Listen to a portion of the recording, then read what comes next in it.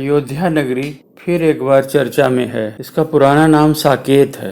राम जन्मभूमि को बौद्ध मतावलंबी पुराने विहार की धरती मानते हैं। बहुत लोग मुझसे पूछते हैं, क्योंकि मेरा शोध कार्य जातक पर है, तो ये पूछते हैं कि जातकाचार्य जी सच क्या है?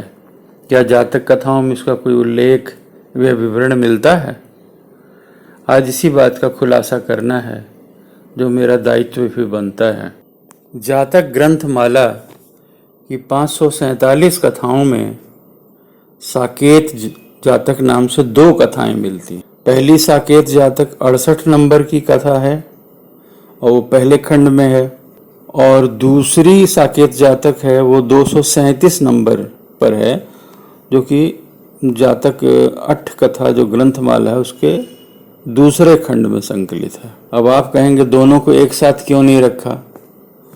तो उसका कारण यह है कि गाथाओं की संख्या दोनों में भिन्न। तो जो संकलन करता थे उन्होंने क्या किया था कि एक गाथा वाली जितनी कथाएं हैं उनको एक साथ कर दिया था, और जो 2 गाथाओं वाली हैं उनको एक जगह किया।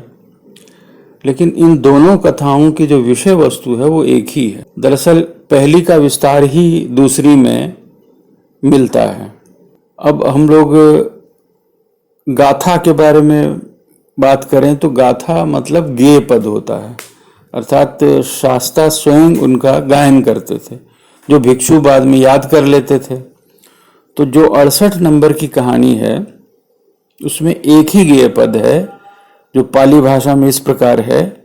लिखा है कि बुद्ध होने की अवस्था में इसे शास्ता ने गाया। यस्मिं मनो निवसति चित्तम वापि पसीदति पुब्बके पोसे कामम तस्मिं पय विश्वसेति। अर्थात इसका मतलब जो है हिंदी में, हिंदी अनुवाद आपको पता है भदंत आनंद कौशल्यायन जी ने किया है। तो अनुवाद इस प्रकार है, जिस व्यक्ति पर मन ठहर जाता है अथवा चित्त प्रसन्न होता है, पहले न देखा रहने पर भी उसमें विश्वास कर लिया जाता है। अब ऐसा हम सब लोगों के साथ होता है। कभी कोई पराया भी ऐसा लगता है कि बिल्कुल ये पहचान का आदमी है, पहले हालांकि मिले भी नहीं उससे, लेकिन उस पर भी अपने सा विश्वास करने में संकोच नहीं होता। तो अब इस तरह के गेय पद की जरूरत क्यों पड़ी? तो बुद्ध जो है संबुद्ध अवस्था में जब चले जाते हैं तो ये कविता उतरती है, जो गाथा मैंने सुनाई आपकी। लेकिन इसके पीछे की जो घटना है वो जानते हैं तब इस गाथा का मर्म समझ में आता है। बुद्ध कहाँ पर थे, क्या हुआ था, कौन साथ में था, आदि कई तरह के प्रश्न हैं जो इस साकेत जातक में मिलते हैं, और यही मैं खुलासा कर रहा हूँ। तो अंजन वन के समीप साकेत नगरी हुआ करती थी। बुद्ध आपको मालूम है अपने भिक्षुओं के साथ किसी वनखंड में रहना अधिक पसंद करते थे, नगर में नहीं। तो जो साकेत नगरी के समीप यह अंजन वन था ये तो पक्का है। अब बुद्ध अपने भिक्षुओं के साथ जब साकेत नगरी भिक्षाटन के लिए प्रवेश कर रहे थे तो नगर द्वार पर एक घटना होती है कि एक ब्राह्मण जो है वो नगर द्वार से निकल रहा है, और भगवान बुद्ध को देखकर उसमें कोई ऐसी भावना जगती है और वो उनके पैर पकड़ लेता है और एक तरह से रोने लगता है कि बेटा तुम कहाँ चले गए थे इतने दिन। तो ऐसा प्रतीत होता है पढ़कर कि शायद उसका कोई बेटा जो घर से भाग गया होगा, हो सकता है उसकी शक्ल मिलती हो बुद्ध से, तो वो बलपूर्वक लिपट गया और ताज इतने दिन कहाँ था तू, क्यों हमसे दूर चला गया? माता पिता के वृद्ध होने पर पुत्र को उनकी सेवा नहीं करनी चाहिए, तुम चल कर देखो अपनी माँ को, उसका क्या रो रो करके हालत है। इस तरह से करके उसने जो सीन क्रिएट हुआ वहां पर, क्योंकि भिक्षु साथ में थे। अब वो बड़ी हैरानी से देख रहे हैं कि बुद्ध एक बार भी उसको मना नहीं कर रहे हैं, और जो महाकारुणिक हैं वो करुणा से भर उठे हैं और भिक्षुओं के साथ उसके घर पहुंच जाते हैं। और वहाँ जो माँ है वो भी उनको देख करके पैरों पर गिर कर रोने, तात इतने समय कहाँ थे, क्या यही पुत्र का कर्तव्य है, वगैरह वगैरह। और जो छोटे भाई बच्चे हैं, भाई बहन हैं, उन सबको बुला करके वो प्रणाम करते हैं, और एक तरह से परिवार मिलन का ये दृश्य उपस्थित हो जाता है। और जो भिक्षु संघ है साथ में, वो बड़ी अजीब तरह से देख रहे हैं कि ये जो है, मतलब बुद्ध कुछ कह नहीं रहे इनको, और वो लोग अपने खोए हुए बेटे को पा बहुत संतुष्ट हैं। बाद में भिक्षु संघ को वो भोजन करवाते हैं। तब बुद्ध वहाँ उन्हें जरासुत का उपदेश देते हैं। अब इससे दोनों ब्राह्मण और ब्राह्मणी जो हैं अनागामी फल में प्रतिष्ठित होते हैं, यानी कि अब उनको आगे और जन्मों के चक्कर नहीं लगाने होंगे जो बौद्ध विश्वास के अनुसार। तो शास्ता जो हैं, जब वो भिक्षुओं के संग लौट आते हैं अंजन वन में, तो शाम को धर्म सभा लगती है, और वहाँ जो है वो चर्चा भिक्षु ये कर रहे हैं कि तथागत के पिता तो सुद्धोधन हैं, माता महामाया है, और ये सब जानते बूझते भी जब ब्राह्मण ब्राह्मणी बेटा बेटा कह रहे हैं तो शास्ता सहन करते जा रहे हैं। तो भिक्षुओं को ये अटपटा लग रहा है कि शास्त्रा हम लोगों को तो उपदेश देते हैं कि सारी आसक्तियाँ छोड़ दो, प्रव्रजित हो, घर की सारी मोह माया त्याग करके और तुम साधना के पथ पर लगो, और यहाँ इस तरफ ये जो एक नकली माँ बाप के असली बेटा बन गए हैं। और इधर हम लोग बाहर जाते हैं तो ब्राह्मण जो है वो हमारी निंदा करते हैं, गाली गलौज करते हैं, बेइज्जत करते हैं, और ये जो तथागत हैं वो जान न पहचान किसी ब्राह्मण को बाप बना लिए हैं। तो भिक्षुओं के मनोविज्ञान को शास्त्रा ठीक पकड़ रहे हैं, और वर्तमान कथा में यही प्रबंध की समस्या है कि जो भिक्षु जो संघ के बाहर क्या इसी तरह संबंध स्थापित करते चलें, और जो क्या वो वृद्ध को साफ साफ नहीं कह सकते थे कि भाई मैं आपका खोया बेटा नहीं हूँ, आपको कोई गलत फहमी हो रही है, उधर ब्राह्मण बेटा बेटा कहे जा रहे हैं और आप उस झूठ को जो है वो प्रश्रय दे रहे हैं। तो इस तरह की जो शंकाएं उठ रही हैं भिक्षुओं में, तो उसका निदान जो है वो शास्त्रा करते हैं कि भिक्षुओं, वे दोनों अपने पुत्र को ही पुत्र कहते थे। अब ऐसा कह देंगे तो रहस्य की बात हो गई कि कैसे। अब भिक्षुओं की जिज्ञासा बढ़ना स्वाभाविक है कि हम लोग तो आपके माता पिता को समझते हैं, कपिल वस्तु के राजकुल जो है शुद्धोधन और महामाया है, यही सुना है। अभी ब्राह्मण ब्राह्मणी का क्या लफड़ा, ये कैसे आपके माता पिता होगा। तो ये एक अतीत कथा का बीज समझिए पड़ जाता है। अब सुनने वाले जो है वो और सक्रिय हो जाते हैं, उनका अवचेतन मस्तिष्क भी पूरी सक्रियता से काम करने लगता है, और यही बुद्ध का जो है वो संप्रेषण कौशल है। अब यहाँ अतीत कथा जो है वो यहाँ दूसरे ढंग से शुरू होती है। यहाँ बाकी जातक कथाओं में आप पाएंगे कि ब्रह्मदत्त होगा, वाराणसी में उसका राज्य था और बोधिसत्व इस तरीके। तो यहाँ थोड़ी जो शैली है वो अलग है। यहाँ कहते हैं कि ये जो ब्राह्मण है ये सतत 500 जन्मों पर्यंत मेरा पिता रहा, 500 जन्मों तक चाचा रहा, और 500 जन्मों ताया रहा। और ये जो ब्राह्मणी थी ये 500 जन्मों में माँ, 500 में चाची, 500 में ताई रहे।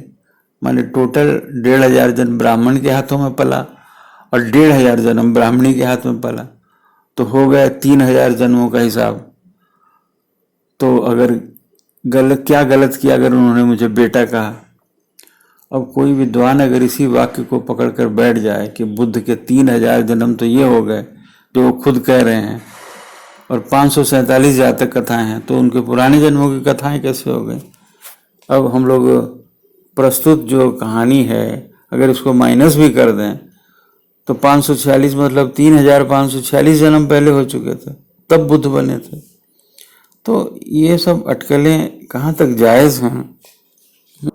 तो ये बात समझने की है कि जातक कथाएं जन्मों का हिसाब बताने के लिए नहीं लिखी गई। वर्तमान कथा में समस्या है। अब देखिए यहाँ भी एक समस्या है कि भिक्षु इस बात को लपेटे जा रहे हैं कि ब्राह्मण बेटा बेटा कहे जा रहा था और शास्त्रा एक बार भी अस्वीकार नहीं कर रहे हैं, उल्टा सचमुच बेटा ही बन गए। तो भगवान करुणा से भरे हैं, इसलिए उसके साथ चल पड़े घर। अब ब्राह्मण का बेटा घर से भाग गया था, कहीं साधु सन्यासी हो गया था, चेहरे से उनको ब्राह्मण को अपना बेटा लगा तो विश्वास हो गया, प्यार उमड़ पड़ा। अब वहां उस दुखी को डांट कर मन तोड़ दें कि उसको सही मार्ग पर ले आए। तो बुद्ध की जो करुणा है उसका तो उद्देश्य साफ है।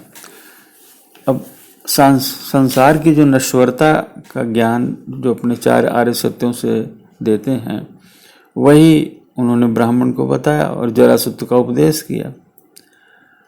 अब मेरे पास जरासुत तो नहीं है, नहीं तो मैं आपको पढ़कर सुना देता, लेकिन इतना तो सहज बोधगम्य है कि सांसारिक रिश्तों की असलियत बताई होगी। खैर, भिक्षुओं को जवाब मिल गया। अब ध्यान देने की बात है कि बुद्ध ने जो गाथा कही उसमें कोई जन्म मरण की बात नहीं है। बड़ा सीधा सा वक्तव्य है कि अपने सगे या पराये की जरूरत नहीं है। आदमी का मन जिस पर ठहर जाए, देखते ही जिससे चित्त प्रसन्न हो जाए, वही अपना लगने लगता है, उस पर विश्वास ठहर जाता है। तो ऐसा क्यों होता है?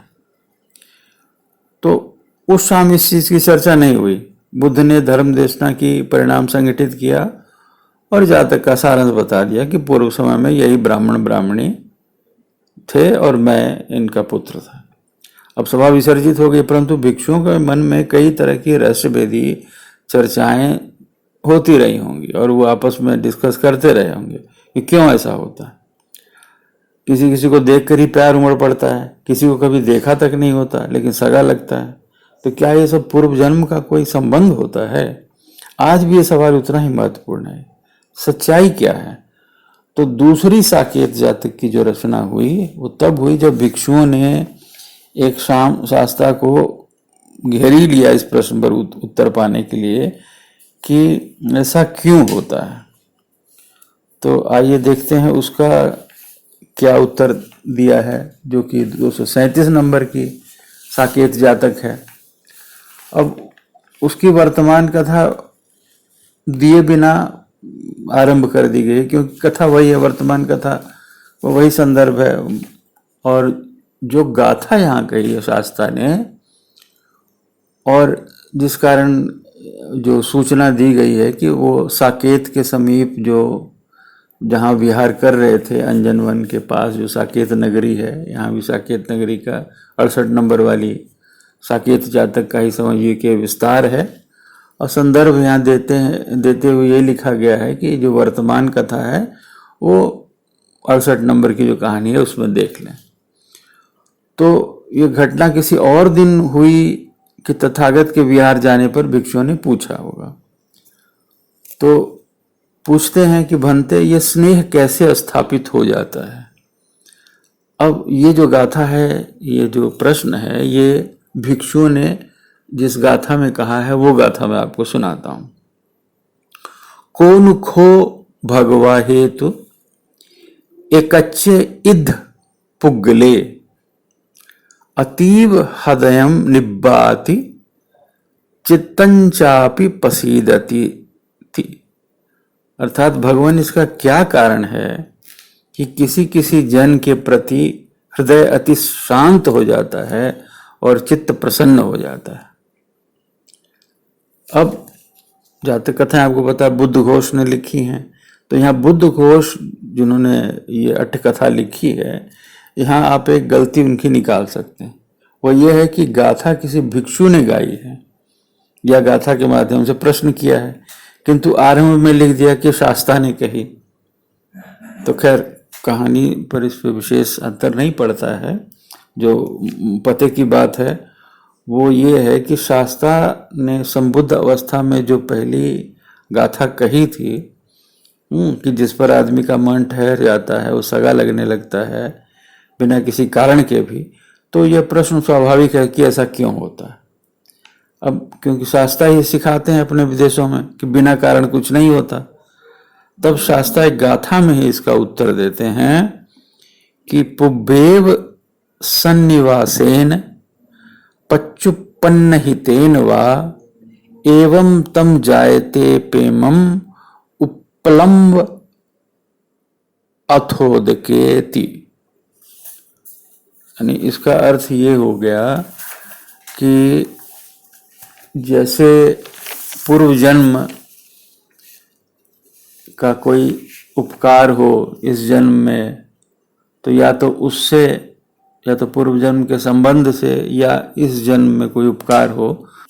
ये जैसे जल में कमल उत्पन्न होता है उस तरह से। तो जो ब्राह्मण ब्राह्मणी बुद्ध को बेटा बेटा पुकार रहे थे, भावुक हो रहे थे, उनका मन ठहर गया था। क्या इसी वजह से ठहरा था? परंतु बुद्ध का मन उन पर ठहरा था दूसरी वजह से। वे करुणा और मानवता की वजह से इस थोपे गए रिश्ते को स्वीकार कर रहे थे, एक उपकार की, एक करुणा से भरकर।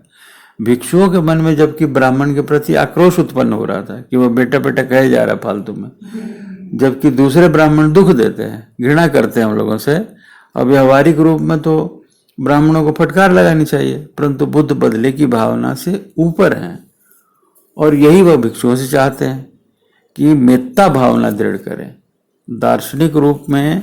इसलिए उन्होंने प्रेम की उपमा कमल से दी, जो कीचड़ से और पानी से पैदा होता है। अब पिछले जन्म के संबंध माता पिता, भाई बहन, पत्नी, मित्र, सहायक किसी भी रूप में हो सकते हैं। तो उनसे जो आसक्ति है वो राग द्वेष ही उत्पन्न करेगी, जो कि कीचड़ स्वरूप है।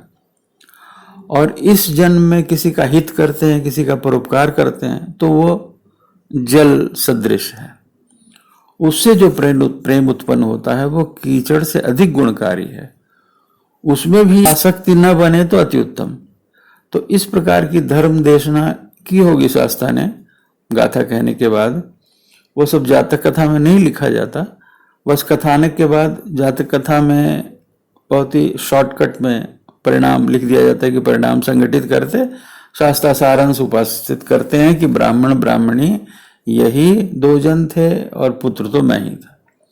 अब कोई कहे कि कितने अच्छे इंसान रहे होंगे ये ब्राह्मण ब्राह्मणी कि हर बार 3000 जन्मों में एक ही रूप मिला, हर बार पुत्र मिला और खो गया। वाह!